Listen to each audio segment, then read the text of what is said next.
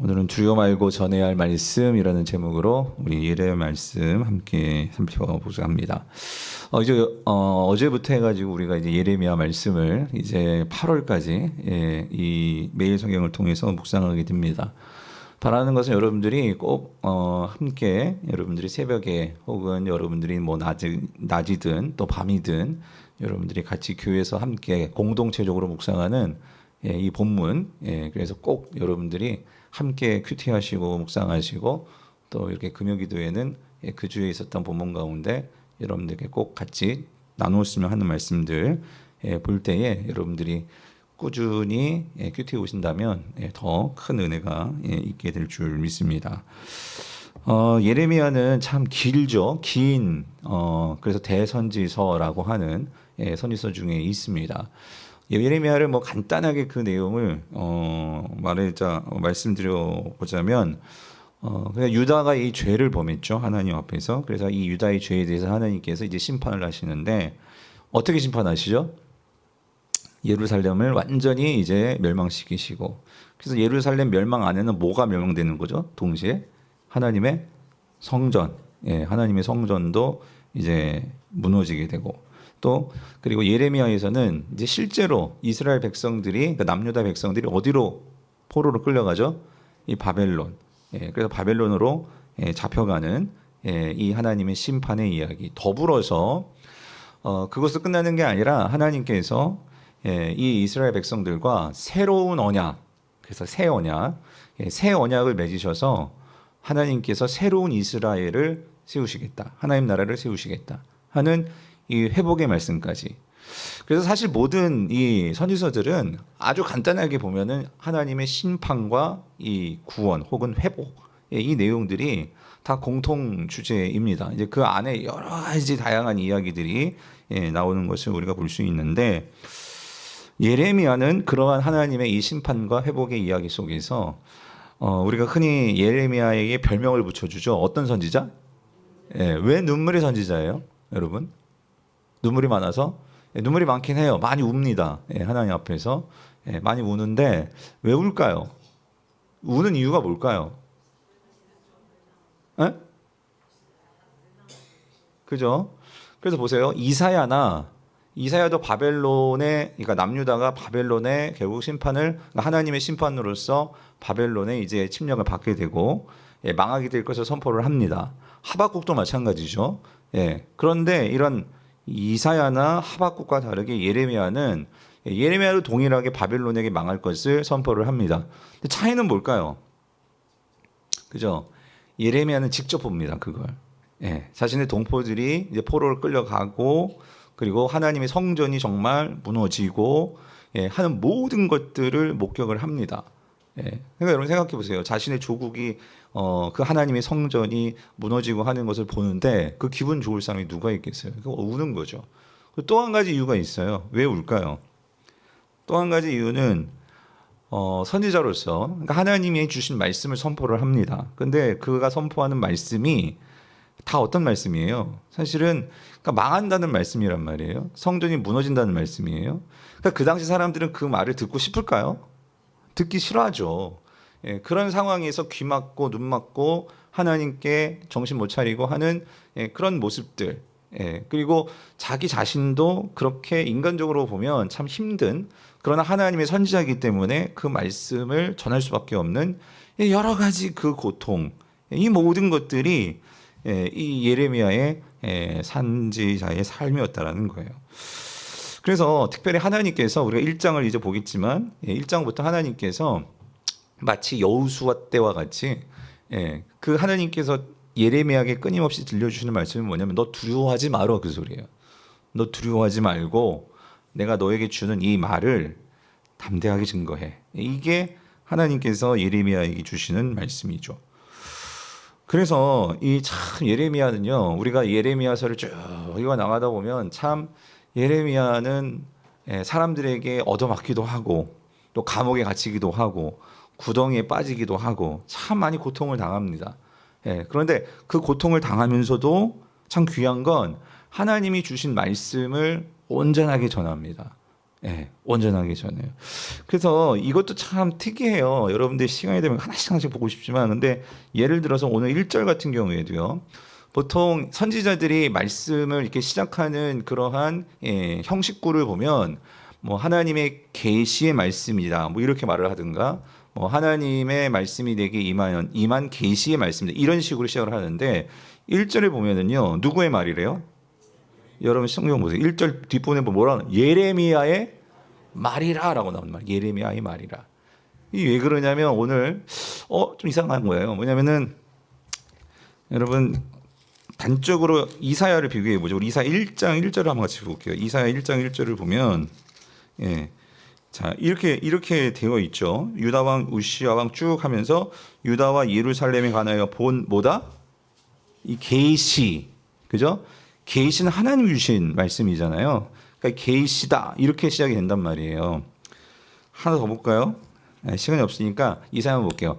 이렇게 나오는데 지금 예레미야는 이렇게 나온단 말이에요. 누구의 말이다? 예레미야의 말이다. 왜 예레미야의 말이다라고 말을 할까요? 이렇게 말할 수 있는 게 뭘까요? 왜 그러냐면 오늘 9절에 좀 이따 보겠지만 9절에 보면 하나님께서 예레미야의 입을 만지십니다. 그죠? 만지시면서 뒷부분에 이렇게 됐죠. 보라, 내가 내 말을 자 누구 입에?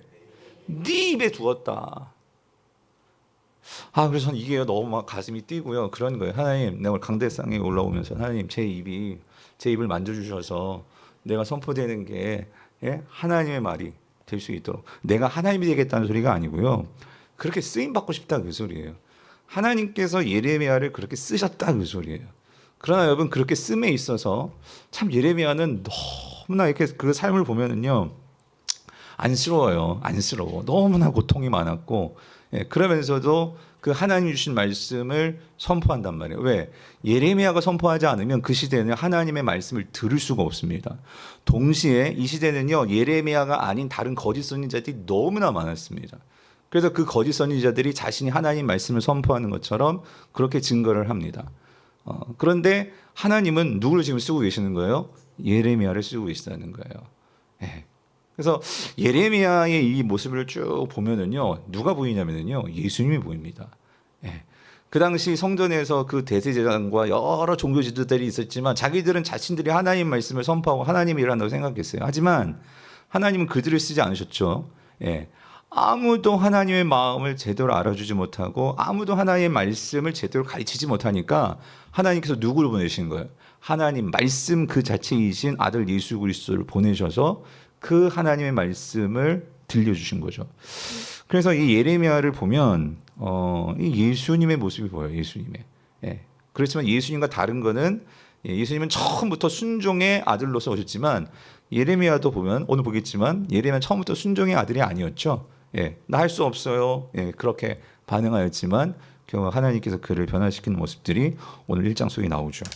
자, 아무튼 자 이런 눈물의 선지자 예언자 이 예레미야입니다. 자 예레미야인데 그래서 하나님께서 이 예레미야를 통해서 결국은 새 언약을 주시고 이제 새롭게 하나님 나라를 세우실 것을 이렇게 말씀을 하세요. 사실 1장에도 그런 모습이 나오는데 1장 10절에 같이 읽어볼게요. 10절 시작.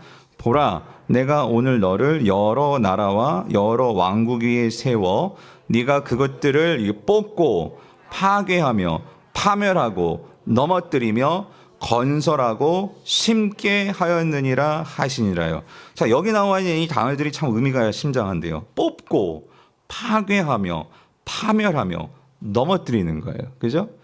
이거는 하나님의 심판을 의미하는 거죠. 하나님의 심판. 근데 여기서 우리가 한 가지 여기서 하나의 중요한 걸 알 수 있는데 여러분 이렇습니다. 하나님께서 왜 이스라엘을 심판하시느냐? 결국 그들의 죄 때문에 심판하시는데 왜 심판하시는 거예요? 그것은 새롭게 뭐 하시기 위해서요? 건설하고 새롭게 뭐 하기 위해서? 심기 위해서라는 거예요. 여러분 우리가 이를 잊으면 안 돼요. 그래서 우리가 이 선지서를 볼 때 하나님의 심판이 참 예레미야서 같은 경우는 너무나 심판이 24장까지가 심판의 이야기예요. 지긋지긋해요. 읽다 보면은 계속 심판의 얘기가 나오니까. 그런데 여러분 하나님의 심판이 오늘 이스라엘에게 주어진 건 여러분 왜 심판하시는 걸까요? 그래서 우리가 선지서에서 정말로 봐야 되는 것은 하나님의 그 마음인데, 하나님의 심판은 결국 어떤 의미가 있냐면, 심판은 사실 하나님께서 죄에 대해서 심판하시기 위해서 심판하는 것이 아니라 하나님의 심판은 또 다른 차원의 하나님의 사랑이라는 거예요. 우리가 이걸 잊으면 안 돼요. 예.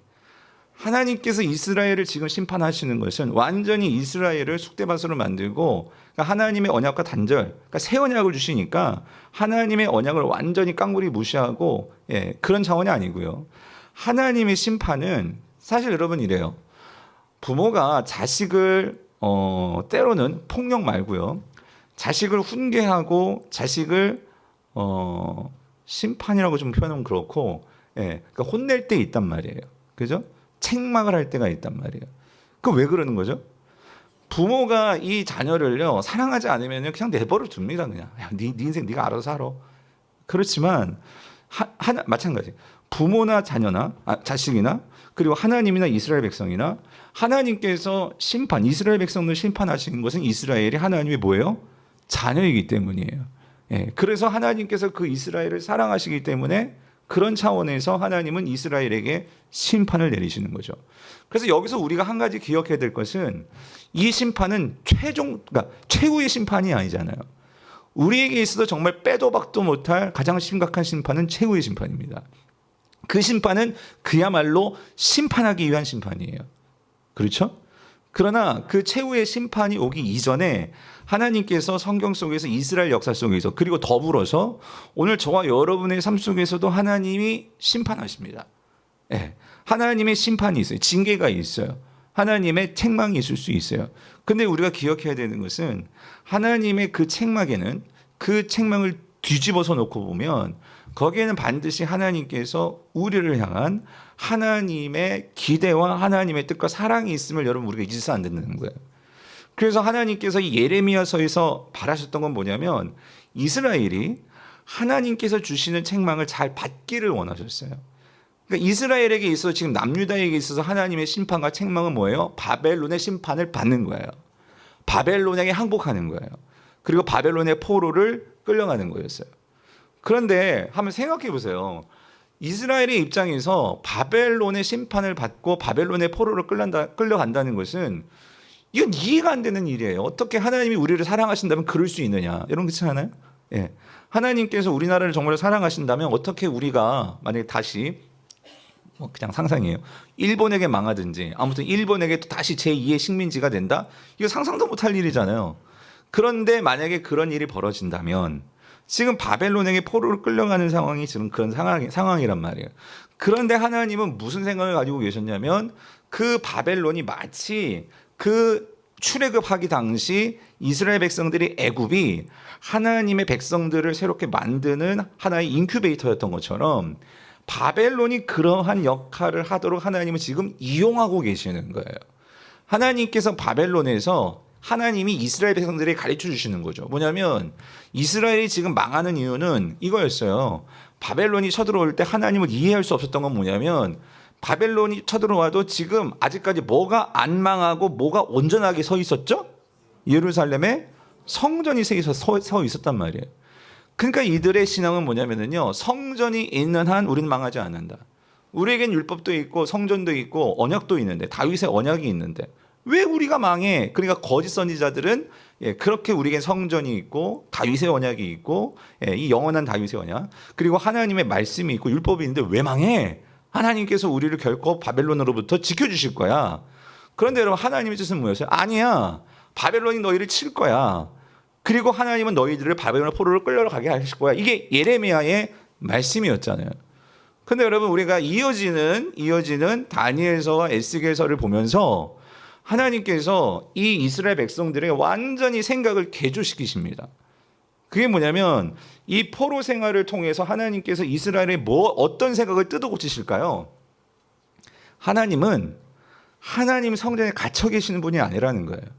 하나님은 어디에도 계세요? 바벨론 땅에도 계시다 그 소리예요. 여러분 우리가 이거를 이해해야 돼요. 우리의 신앙에. 예를 들어서 여러분 하나님이 나에게 어떤 병을 주셨어요. 병을 안 고쳐주세요. 그럼 하나님 날 버리신 거예요? 하나님 역사가 없는 거예요? 여러분, 내가 병에 걸렸어도 그 병 속에서 병과 함께 하나님을 얼마든지 찬양하고 그 하나님의 영광을 드러낼 수 있습니다. 이게 뭐냐면 성도는 바벨론에 갈 수가 없어. 성도는 바벨론에 있을 수 없어. 왜? 바벨론은 하나님이 계신 곳이 아니기 때문에 이 이해가 이스라엘 백성들의 이해였단 말이에요. 그런데 하나님은 바벨론에서도 내가 병에 걸렸고 망했고 정말 하나님이 없을 것 같은 그곳에서도 우리는 뭐 할 수 있어요? 예배할 수 있고 하나님을 섬길 수 있고 하나님과 함께할 수 있고 하나님은 어느 곳에든지 무소부재하시는 어떤 상황에서도 함께하실 수 있는 그 하나님이야. 그 믿음을 가졌던 자들은 그 포로 생활 속에서도 어때요? 살아가는 거예요. 그래서 우리가 예레미야서를 보면 24장 25장 보면 하나님 말씀하시죠. 너희들 바벨론 땅에 가가지고 어쨌든 잘 살아. 거기서 애 낳고 집 짓고 거기서도 잘 살아남아. 왜? 내가 나중에 너희들을 다시 돌아오게 할 거야. 내가 너희를 다시 회복시킬 거야. 이 말씀들을 주신단 말이죠. 그게 뭐냐면 이 10절. 예. 그래서 내가 너희를 다시 넘어뜨리지만 뭐 한다고요? 건설하고 다시 심고 할 거야. 그래서 여러분 예레미야의 이름이 뜻이 뭐냐면은요. 예레미야의 뜻은요. 예. 세우시다. 여호와께서 세우신다라는 그 이름이 예레미야예요. 예레미야. 사랑하는 성도님들, 하나님께서 오늘 우리에게 이름을 붙여주셨어요. 새로운 이름. 뭐예요? 우리는 그리스도인입니다. 아멘? 그리스도인. 예. 하나님께서요, 오늘 예수 그리스도를 우리에게 보내주셔서 우리는 그리스도를 따르는, 그래서 그리스도가 뭐예요? 그리스도 뜻이 뭐예요? 기름 부음 받은 자, 하나님의 선택받은 자. 그러니까 여러분, 우리가 예수 그리스도와 우리 지난주 설교 말씀 요한복음 15장 내가 너희 안에 거하고 너희가 내 안에 거하면, 그죠? 이 말은 우리가 예수님과 연합했다면, 그래서 우리가 그리스도인이라는 소리는 뭐예요? 우리가 주님과 함께 이제 연합된 자들이잖아요. 그러니까 하나님은 우리를 뭐예요? 내가 그리스도인이라는 것은 내가 예수를 따르는 자일 뿐만 아니라 우리를 선택하신 거예요. 아멘이십니까? 하나님께서 이러한 이 남유다의 혼란한 상황 속에서 모두가 다 우상 숭배하고 모두가 다 잘못된 길을 걸어갈 때에 이 아나돗 땅에 있었던 이 예레미야를 찾아오셔서 그를 선택하셨어요. 그를 세우셨어요. 그를 부르셨어요. 그런 것처럼 오늘 저와 여러분들을 세우셨고 부르셨고 그리고 오늘 이 자리에 앉혀놓으셔서 심어놓으신 거예요. 아멘이십니까? 이거를 분명히 믿으면 여러분 우리는 삶에 사명이 생기고 삶의 새로운 목적이 생기고 삶의 새로운 분명한 방향들이 생겨날 수 있어요. 오늘 그런 소명과 사명과 그런 의미들을 발견하시는 저 여러분들이 수 있기를 축원합니다. 그러니까 우리가 예레미야서를 묵상하면서 그러한 하나님의 뜻이 오늘 나에게 정말 무엇인지를, 그러니까 예레미야의 이 상황을 놓고 보면 참 우리의 상황과 정말 너무나 맞아떨어지는 그런 부분들이 참 많아요. 무슨 말이냐면 여러분 이 예레미야가 활동했던 그 시대를 보면은요 참 혼란기였고 국제 정세가 마치 이 세계 열강들이 각축전이 벌어지는 그런 상황이었는데 오늘날 우리 상황이 참 그렇다 그 소리예요. 다시 신냉전 체제로 이 중국, 미국 뭐 할 것 없이 각자 이 큰 열강들이요 거기에서 자기들의 힘의 어떤 세력들을 구축하고 누구한테 붙을래? 중국한테 붙을래? 미국한테 붙을래? 뭐 일본에 서로 어떤 자기들의 힘의 축을 만들어서 누구에게 붙을래? 하면서 거기에서 갈등을 일으키고. 그래서 여러분 오늘 본문 보면은요 자 2절과 3절을 같이 한번 읽어볼게요. 2절 3절 같이 읽어보겠습니다. 시작. 아몬의 아들 유다 왕 요시야가 다스린 지 13년에 여호와의 말씀이 예레미야에게 임하였고 요시야의 아들 유다의 왕 여호야김 시대부터 요시야의 아들 유다의 왕 시드기야 11년 말까지 곧 5월에 예루살렘이 사로잡혀 가기까지 임하니라요. 그러니까 뭐냐면 지금 이게 그러니까 예레미야가 어떤 상황에서 지금 하나님의 말씀을 받아서 사역을 했는지, 그리고 왜 눈물을 흘릴 수밖에 없었는지, 그리고 왜 그렇게 고통 속에서 사역할 수밖에 없었는지, 그거를 알 수 있는 게 2절과 3절이에요. 근데 2절과 3절을 보면 이제 그게 이제 이게 매칭이 되면서 이게 떠올라야 되는데, 이제 그러려면 왕들의 역사를 알아야 한단 말이죠. 그래서 자, 여러분들이 사실 예레미야서를 제대로 이해하려면은요, 다음 슬라이드 보여주세요. 이 열왕기 하, 22장에서 25장 이 왕들의 이야기를 여러분들이 이해를 하셔야 예레미야가 이런 상황에서 하나님의 말씀을 선포했구나. 혹은 역대하 34장에서 36장을 이해를 해야 여러분들이 잘 이 상황들을 이해할 수 있다 그 소리예요. 그래서 여기 나왔지만 지금 예레미야가 활동했던 그 시대 속에서 오고 간 왕들은요. 그러니까 요시야 때부터 사역을 시작을 해서 그래서 이제 남유다의 마지막 왕이라고 할 수 있는 이 시드기야 때까지 이 예레미야가 활동을 했다 그 소리예요. 그런데 이제 오늘 본문에서 요아스가 빠졌고 요야긴 빠졌어요. 근데 요시야가 전체 20명의 이스라엘 남유다 왕 가운데 20명의 왕 가운데 16번째가 요시야 왕이에요. 요시야 왕은 참 아까운 왕이에요, 사실. 히스기야보다도 어떤 면에서는 더 하나님 앞에 신실했고 하나님 말씀을 가지고 종교 개혁을 히스기야도 실수가 있었지만 요시야는 그렇게 어떤 하나님 앞에 실수가 보이지는 않았어요.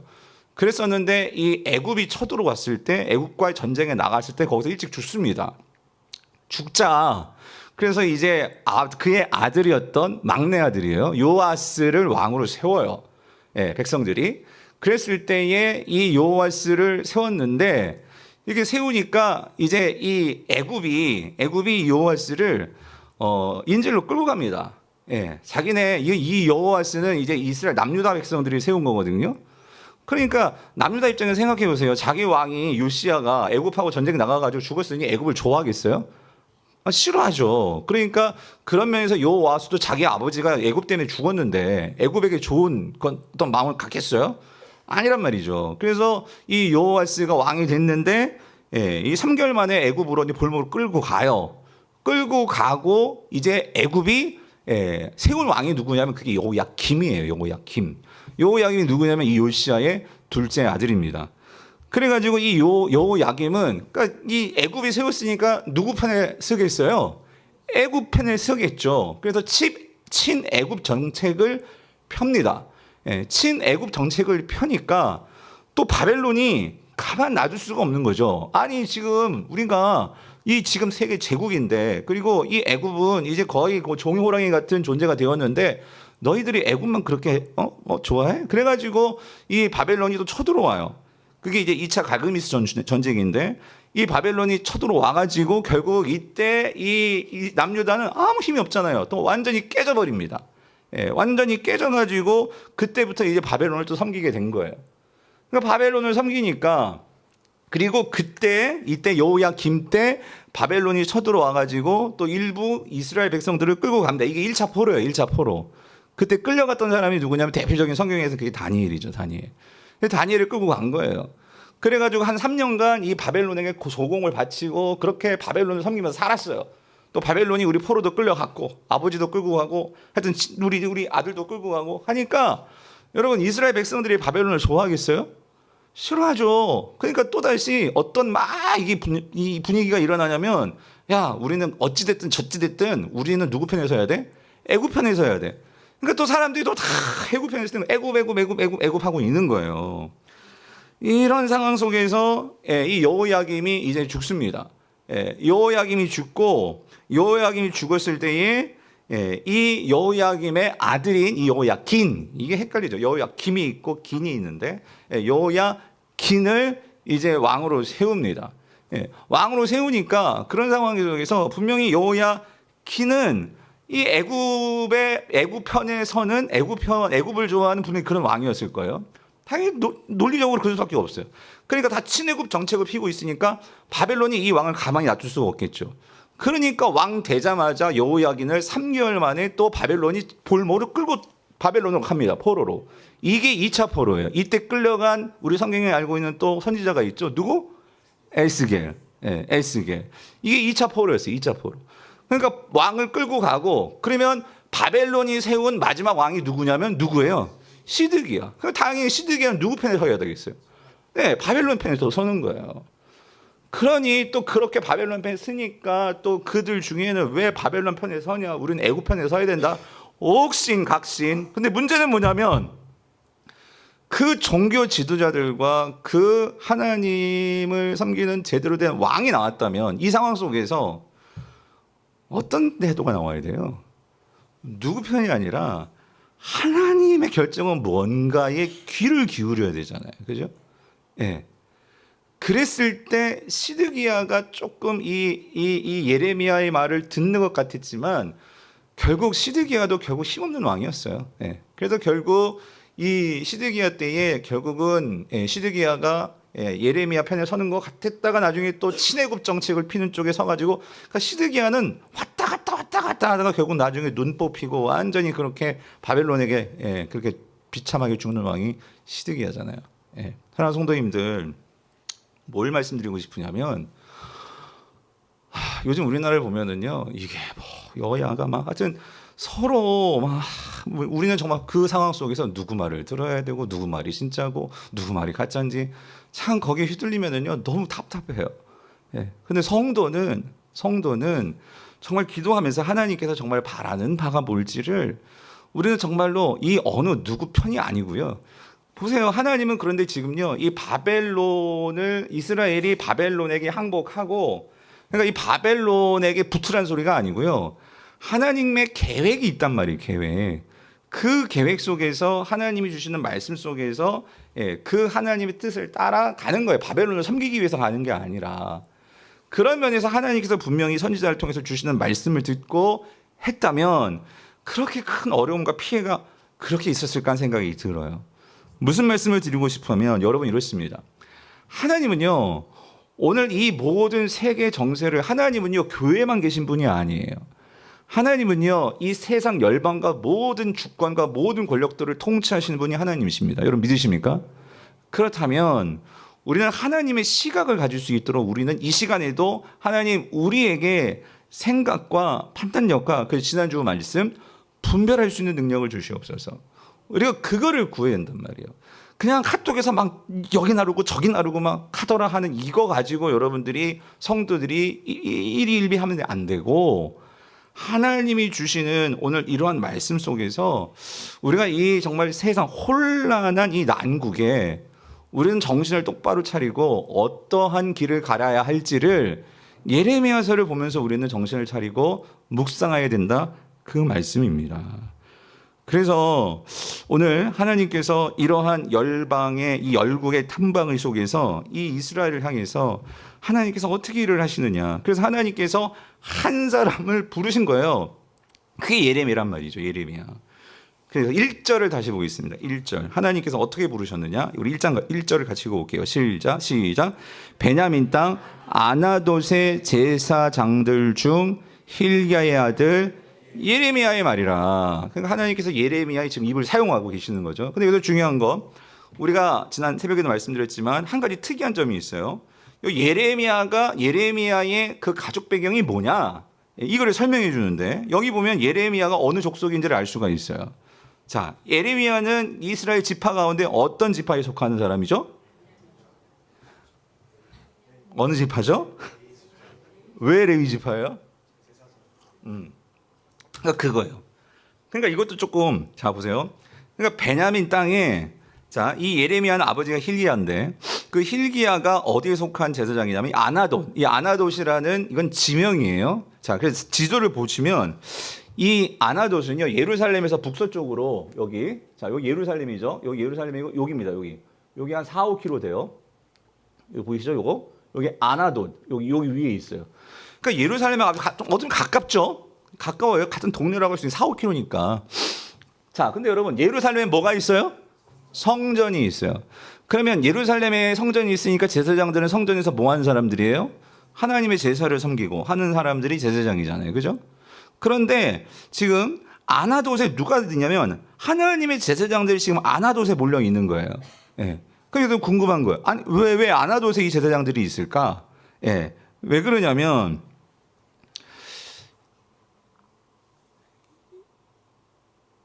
우리 그 매일 성경에 보면 해설 부분에 우리가 나와 있는 걸 보셨을 거예요. 자, 다윗 때, 그러니까 솔로몬이 서자잖아요. 근데 다윗이 이제 그 뭐 압살롬하고 다 죽고, 암논도 죽고 왕이 서열로 보면은 이제 누가 아들이 돼야 되면 아도니아가 왕이 돼야 되는 거예요. 그죠? 근데 이 솔로몬이 나와가지고, 그렇죠? 그래서 결국 이 아도니아와 이 솔로몬이 이제 권력 다툼을 할 수밖에 없는 상황이었단 말이에요. 그런 상황 속에서 당시 예루살렘에 성전이 있었죠. 성전이 아직 그때부터 그때는 성전이 아니라 성막이었죠. 아직 성전이 지어지지 않았으니까.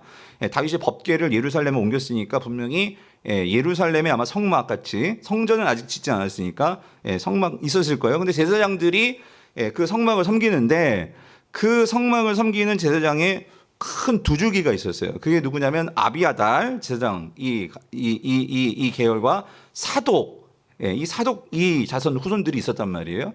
그래서 이 아비아달과 사독이 번갈아 가면서 이 두 제사장들이 그 예루살렘의 성소를 관리를 했었어요.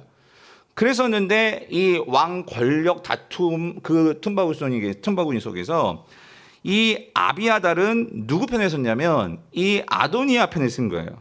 아도니아 편에 쓰고, 그리고 이 사독은 누구 편에 섰냐면 이 사독은 솔롬 편에 쓴 거예요. 그런데 결국 이 왕권을 놓고 누가 왕이 되었어요? 솔로몬이 왕이 됐잖아요. 그러면서 결국 어떻게 되었느냐? 이 아도니아 편에 섰던 모든 군대 장관들과 이 종교 지도자들을 다 내치는데, 그때 아비아달 이 제사장 이 후손들과 이 제사장을 다 어디로 다 귀양 보냈냐면 그게 아나돗이에요. 아나돗. 그러면서 그때 이후로 이 솔로몬과 이제 솔로몬이 성전을 짓고 모든 성전의 이 담당은 누구 후손들이 있냐면 사독 계열들이 쭉 선군을 지킨 거예요. 그래서 우리가 흔히 예수님 당시 그 종교 지도자들 가운데 성전을 관리하던 그 사람들, 성전 지도자들을 우리가 뭐라고 하냐면 무슨 개인? 사두개인이라고 해요. 이 사두개인이 사독에서 나온 말이에요.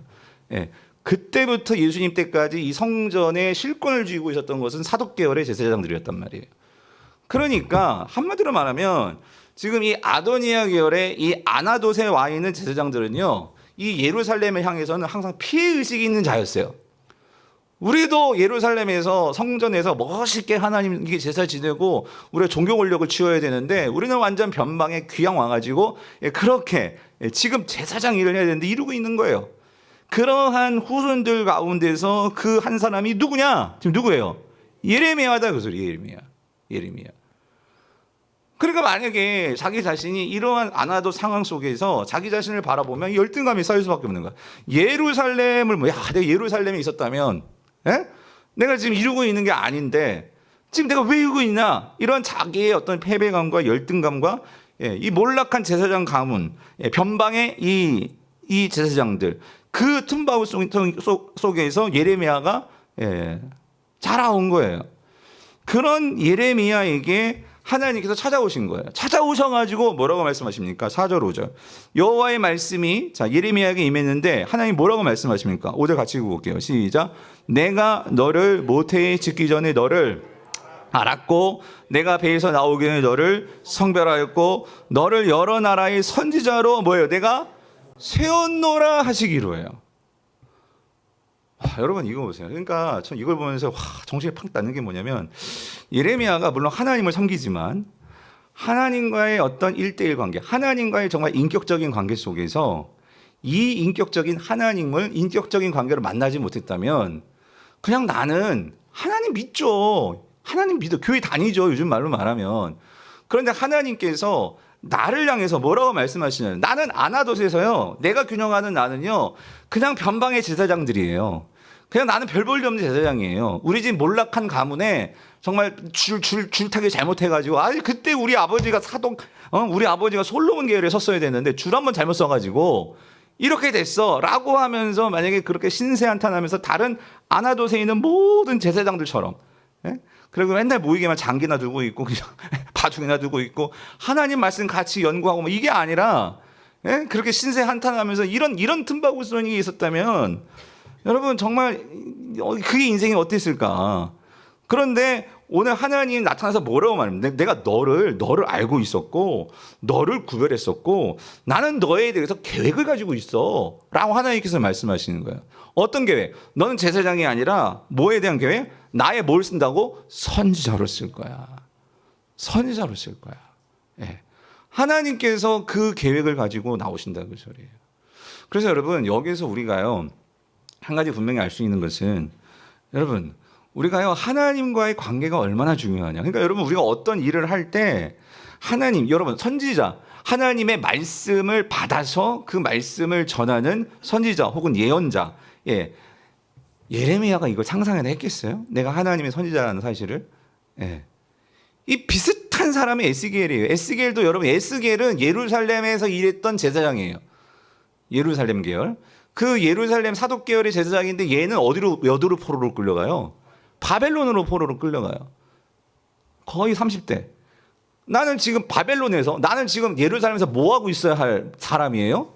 제사장 하고 있어야 되는데, 아니 내가 지금 바벨론에 와가지고 포로로 와가지고 지금 땅 파고 지금 노동하고 이러고 있는 거예요. 그러니 그러한 이 바벨론에 갇혀서 나를 바라보고, 만약 예레미야가 아나돗에 갇혀가지고 나를 바라봤다면 평생 원망하면서 인생이 여러분 어땠겠어요? 얼마나 비참하냐고요. 얼마나 한탄스럽고. 그런데 그 아나돗에 갇히지 않고 또 마치 이 바벨론에 갇히지 않고, 그래서 이 제사장 출신 이 에스겔도 하나님께서 선지자로 쓰시고, 그리고 이 예레미야도 하나님께서 뭐로 쓰세요? 선지자로 쓰시더라, 그 소리예요. 사랑하는 성도님들, 중요한 것은 내가 어디에 있느냐가 아니에요. 그건 뭐예요? 거기에서 누구와 관계를 맺고 있냐고요. 누구와 관계를 맺고 있느냐? 예? 하나님과 관계를 맺고 있느냐? 하나님과 인격적인 관계를 맺고 있느냐? 여러분, 그게 우리에게 가장 큰 중요한, 우리의 삶을 변화시키는 그 시작점인 것을 여러분 꼭 믿으시기를 바랍니다. 그래서 우리가요, 어떻게든지 하나님과의 접촉점, 하나님과의 관계를 만들기 위해서 이미 하나님께서 우리에게 다가오셨고, 그래서 우리도 의지적으로 하나님께 귀를 열고 하나님이 나를 향한 어떤 계획일까를 우리가 주목할 필요가 있다, 그 소리예요. 왜 그러냐면 오늘날요, 너무나 많은 아나돗이 우리를 규정해버려요. 넌 아나돗이야. 그래서 여기 보세요. 아나돗의 제사장들 그랬잖아요. 아나돗의 제사장들 1절에. 예? 아나돗의 제사장들이 중요한 게 아니라요, 하나님의 제사장들이에요. 그들도. 예. 하나님의 제사장들이라고 생각해야 되는데, 예. 사람들이 나를 뭐라고 불러? 아나돗의 제사장들. 예? 아나돗의 제사장들. 그러니까 여러분 보세요. 예수님 하나님의 아들이셨어요. 근데 예수님은 어디에서 출신이 어디예요? 나사렛 예수. 그러니까 나다니엘이 그러잖아요. 예수님의 첫 번째 제자였던 나다니엘이 뭐라고 말을 해요? 아우, 나사렛에서 뭔 선한 게 뭐가 나오겠니? 이러고 있는 거예요. 사랑하는 성도님들, 오늘 우리가요, 이 아나돗에 갇히면 안 돼요. 그러기 위해서 우리가 항상 깨어있기 위해서 뭐예요? 하나님의 말씀이 우리 안에 들어와 그 말씀을 가지고 나를 바라보는 훈련을 해야 될 줄 믿습니다. 그거 하자고 주일날 또 제자훈련 하자는 거예요. 다시 한번 또. 예? 그거에서 오늘 하나님께서 여러분을 어떻게 보내시고 나를, 내 남은 삶을 어떻게 일으키실지를 예레미야 어떻게 세우시냐 말이에요. 근데 참 재밌는 게 뭔지 아세요? 세우시는 하나님이시잖아요. 예레미야가 또 다른 의미가 있어요. 뭐냐면 버리다라는 의미가 있어요. 참 재밌죠? 그러니까 던지다라는 의미가 있어요.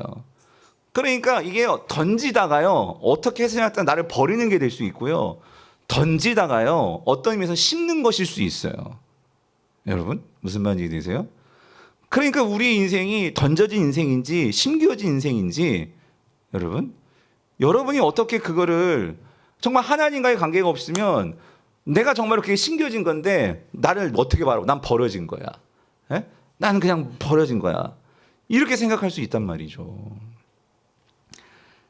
자, 그래서 6절 보면은요, 6절에 이제 예레미야가 반응을 하잖아요. 내가 이르되 슬프도소이다. 주 여호와의 보소서. 나는 뭐래요? 아이입니다. 이 말은 이게 이제 이 문학적, 이건 대유법이라고 할 수 있죠. 아이라는 건 진짜 아이라는 소리예요? 아니죠. 무슨, 나는요 능력 없어요 하나님. 난 별 볼 일 없어요. 난 할 수 없어요. 이게 뭐냐면 아나돗에 쪄들어 있는 그런 자기 의식이에요. 자기 의식. 예. 신앙은요 이거 뽑아내는 거예요. 예. 신앙은요, 세상 사람들이 나를 규정하고 거기서 나를 바라보는 이 시각을 뽑아내는 게 신앙이에요. 신앙은요, 하나님이 규정하신 것으로 나를 보고 너를 보고 세상을 바라보는 거예요. 여러분, 그게 신앙이에요, 신앙. 예. 나를 부인하고, 자기를 부인하고, 주님께서 왜 나를 부인하라고 말씀하시는 거예요? 나를 부인해야지만 거기에서 하나님의 시선이 들어오고, 하나님의 인식이 들어오고, 하나님의 생각이 들어오는 거예요. 나를 죽이지 않고 내 의식 가지고 나아가면은요, 여러분, 우리는요 결국 나에게 기울어요. 예. 내 생각 가지고 산단 말이죠.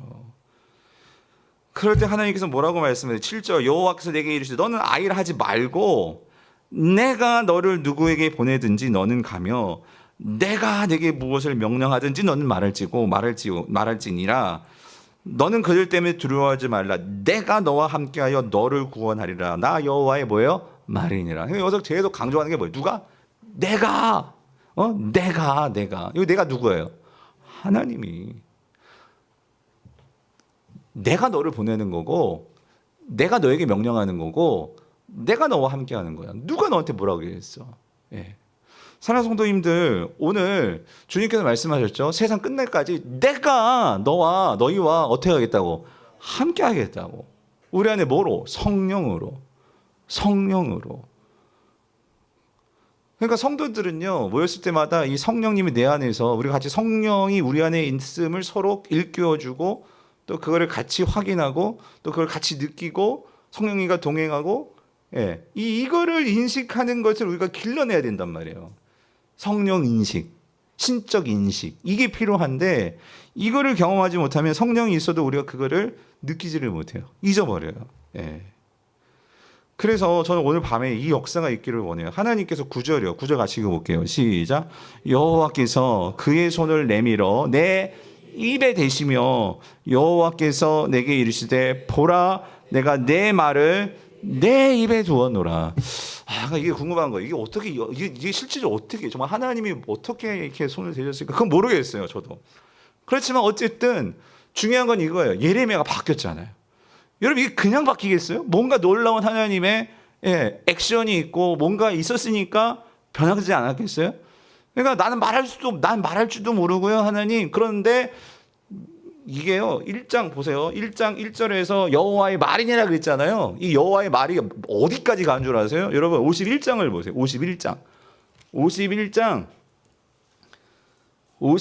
그 마지막 절 64절 보세요. 예. 자막이 없어요. 여러분 보세요. 다 찾으셨어요? 빨리, 시간이 없어요. 예. 할 건 많은데 지금 다도 반밖에 못했어.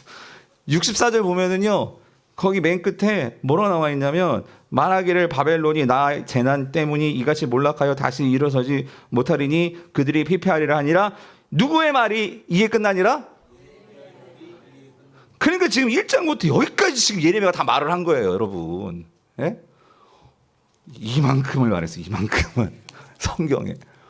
이게 난 이게 너무 놀라운 거야. 그러니까 무슨 말이냐? 하나님께 그 입을 쓰시니까 그 입을 통해서 줄기차게 막 설교를 해요, 예레미야가. 예?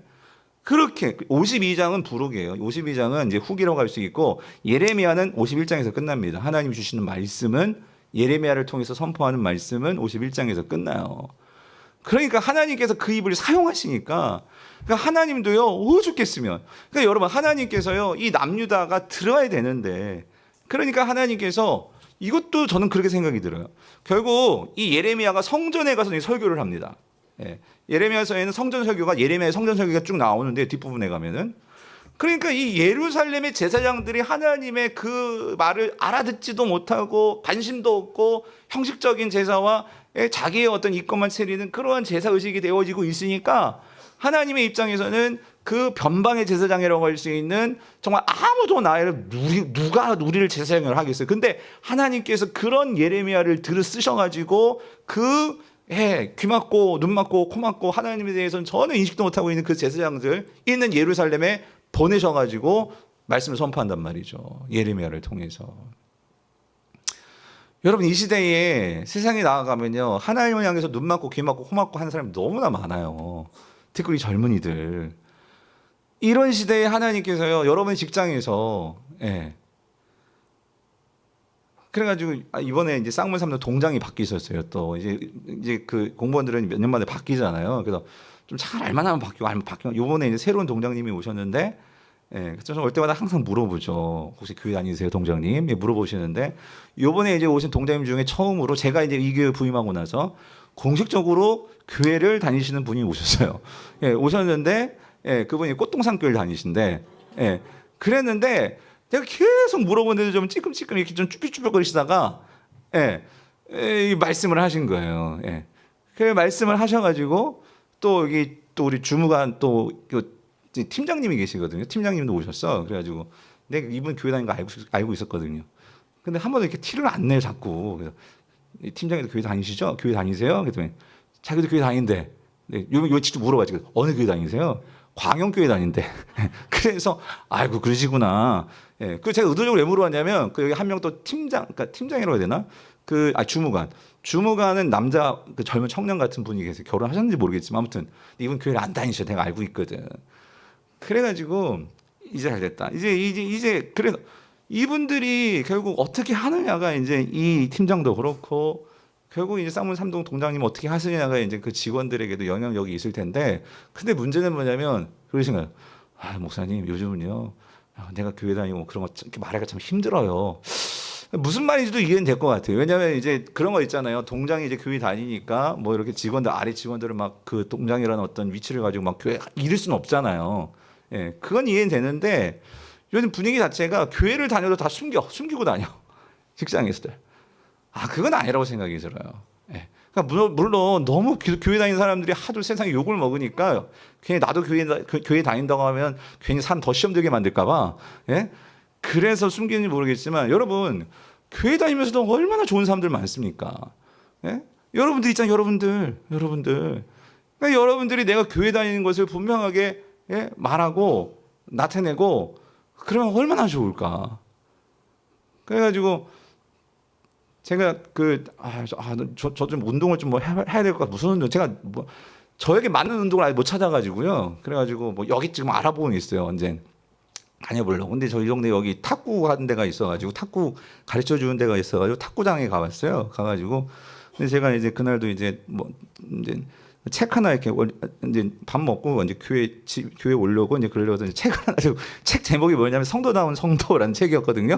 예, 그걸 들고 이렇게 가가지고 탁구장에 가는데 관장님이 계시더라고요. 근데 제가 책을 이제 거기 이제 데스크에 딱 올려놨어요. 그 책을 쭉 보는 거예요. 딱 시선이 보는 걸 보면서 아, 이 사람 교회 다니는 사람이구나. 왜 그러냐면은 그 관심 가질 이유가 없거든요. 이게 쭉 쳐다보는 거예요. 그래가지고 저를 또 쳐다보는 거예요. 그러더니만 저보고 교회 다니시냐고. 아, 예, 교회 다니죠. 그래서 관장님도 교회 다니세요? 예, 그랬더니만 자기 목사래. 그래서 그래가지고 자기 목사래. 깜짝 놀랐어요. 관장님인데 목사래. 목사님이세요? 근데 혹시 예, 저도 목사예요. 그랬지.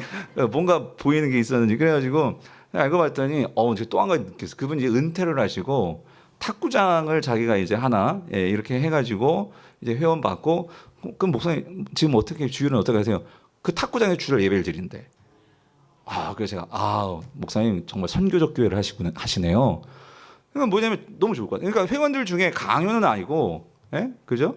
교회 안 다니시는 분 중에 그러니까 얼마나 이분이 탁구를 잘 가르쳐 주시겠어요. 근데 거기 다니려고 그래서 그래서 그분에게 탁구를 배우면 잘 배울 것 같아요. 그러니까 얼마나 그렇게 잘 해주면 또 거긴 성도가 아니라 어떤 회원이 그러다가 관장님 하다가 목사님 되는 거겠죠. 예. 제가 무슨 말씀을 드리고 싶으냐면 오늘 하나님께서는요 오늘 이 예레미야의 입을 쓰시기 위해서 예? 그러니까 이건 그냥 제 그냥 개인 묵상이에요. 얼마나 하나님이 이 아무도 하나님께 관심 갖지 않는 이 시대에 예레미야 앞에서 얼마나 예레미야 앞에서 그걸 띄워주는 거 아니에요? 야 있잖아 너 대단해. 네가 무슨 아이냐 뭐 하면서 하나님께 내가 너를 택했고 내가 너를 알고 근데 그건 사실이에요 여러분. 하나님 계획을 가지고 계시는데 그러니까 그럼 너 두려워하지 말고 내가 책임질 거고 그러면서 하나님은요 지금 뭐가 필요해요? 입이 필요해. 입이. 예? 말할 사람이 필요하단 말이야. 말할 사람이. 그러니까 1장부터 해가지고 51장까지 줄기차게 예레미야가 그 입을 말하는데 사실 그 입을 누가 쓰시는 거예요 지금? 하나님 쓰시는 거예요. 여러분 그게 얼마나 영광스럽냐고요. 여러분이 무슨 사업을 하든 뭐 공연을 하든 뭘 하든 가르치든 돈을 벌든 뭘 하든 하나님께서 나를 쓰시면 여러분 그 일이 대박 나지 않겠어요 여러분? 예? 그걸 통해서 하나님의 영광이 드러나고 하나님의 이러한 놀라운 일들이 되어진다면 여러분 그게 얼마나 큰 일이겠어요. 예? 그러니까 우리의 오늘 기도 제목 이거 하나님 내 입술에 아니면 내 뭐에 조금은 손을 대주세요. 만져주세요. 그래서 주님 나를 마음껏 쓰세요. 하나님의 정말로 영광으로 그 돈이 됐건 시간이 됐건 건강이 됐건 뭐가 됐건 내가 가지고 있는 것이 있다면 하나님 이거를 가지고 하나님 마음껏 쓰셔서 정말 하나님께서 시원하게 마음을 정말 시원케 드리는 그 그런 내가 되게 하여 주시옵소서. 여러분 그렇게 이 세상에서 살다가 주님 앞에 설면 여러분 후회함이 있겠어요? 얼마나 그 삶이 하나님 앞에서 또 정말 주님 만나고 싶고 얼마나 복된 삶이겠냐고요. 바라기는 우리 모든 성도님들이 그런 삶을 사시는, 그래서 정말 하나님의 말씀 맡은 자로서 여러분, 그래서요 저와 여러분들이 모두에게 하나님께 복음을 주셨어요. 우리는요 이 복음을 어떻게든지 정말 전할 수 있을까? 예? 그런 삶으로 저와 여러분의 삶이 새로워질 수 있는 은혜가 있게 되기를 축원합니다.